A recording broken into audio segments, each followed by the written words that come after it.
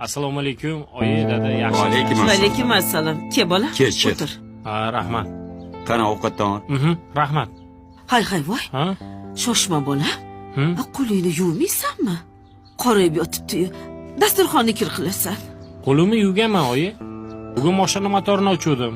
Hech qisi yo'q. Qani ovqatdan ol. Xo'p. Voy. Voy, ana Abdullajon keldi. Assalomu Voy, alaykum. yurishlaringdan. Hormanglar. O'zimni Yaxshimisiz polvon oyijon? bolam. Alaykum Dada, assalom. siz yaxshimisiz?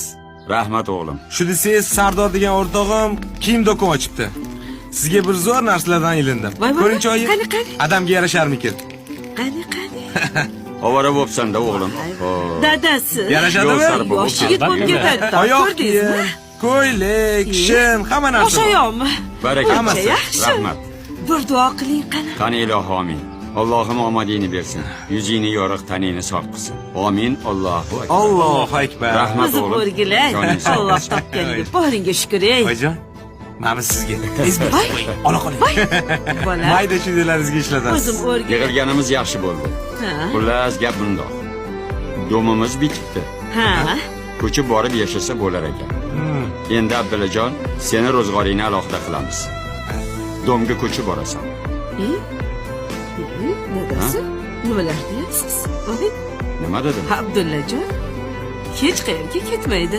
Oybekni chiqaramiz. Endi Abdullajon qariganimizda bizga yaxshiroq qaraydi dadasi. Bu nima deganing onasi? Dada, qo'limni yuvib keling. To'g'risi ham dadasi. Abdullajon qoladi, Oybek chiqadi. Bu uyda meni aytganim bo'ladi.